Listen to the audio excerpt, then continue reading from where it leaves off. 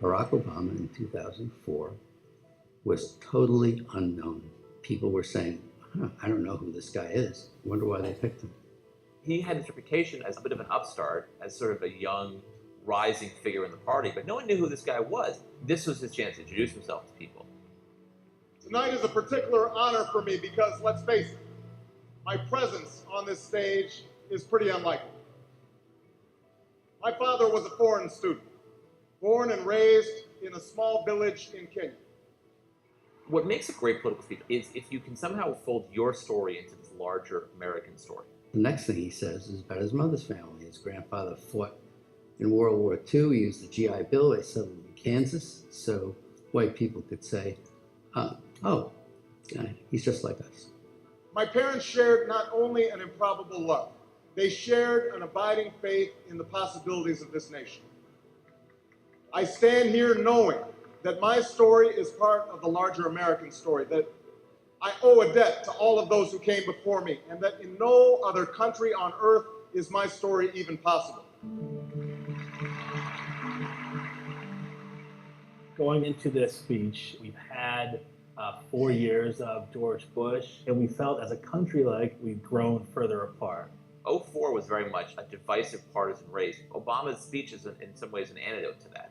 Alongside our famous individualism, there's another ingredient in the American saga, a belief that we're all connected as one people. If there is a child on the south side of Chicago who can't read, that matters to me even if it's not my child.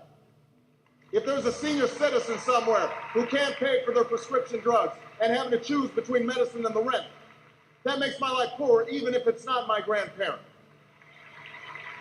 It is that fundamental belief, I am my brother's keeper, I am my sister's keeper, that makes this country work. E pluribus unum, out of many, one. He gives a speech that presages his entire political message in 2008, which is this sort of post-partisan argument. Now, even as we speak, there are those who are preparing to divide us. The spin masters, the negative ad peddlers, who embrace the politics of anything goes. Well, I say to them tonight, there is not a liberal America and a conservative America. There is the United States of America. Obama was born with two great gifts. One is his mind, and the other is his ability to speak to large groups of people. There are three things that Obama does that really makes that speech effective. He wants concrete detail.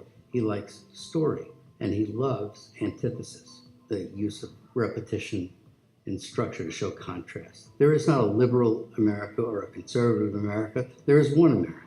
There is not a black America and a white America and Latino America and Asian America. There's the United States of America.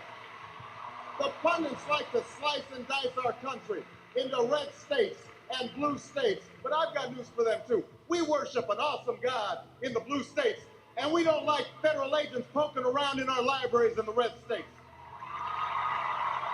We coach Little League in the blue states, and yes, we've got some gay friends in the red states. We are one people, all of us pledging allegiance to the Stars and Stripes, all of us defending the United States of America. The way he uses his hands, he actually points a lot, does a lot of this, a lot of this, a lot of that. In doing so, he gives off this sense of energy. I am new. I'm someone who is dynamic. And he doesn't do that so much anymore. He's a little more solemn and reserved when he gives speeches today, but I think it's more reflective of his office. In the end, that's what this election is about. Do we participate in a politics of cynicism, or do we participate in a politics of hope? It's the hope of slaves sitting around a fire singing freedom songs, the hope of immigrants setting out for distant shores, the hope of a young naval lieutenant bravely patrolling the Mekong Delta, the hope of a mill worker's son who dares to defy the odds, the hope of a skinny kid with a funny name who believes that America has a place for him too. Hope in the face of difficulty, hope in the face of uncertainty. the audacity of hope. His appearance at that convention, which was the best speech of the convention, better than John Kerry's, was electrifying. And without it, he wouldn't be president. I think sincerity means a lot. There are people who, when they speak the truth as they see it, and they're very effective doing that. I believe this country will reclaim its promise, and out of this long political darkness, a brighter day will come. Thank you very much, everybody. God bless you.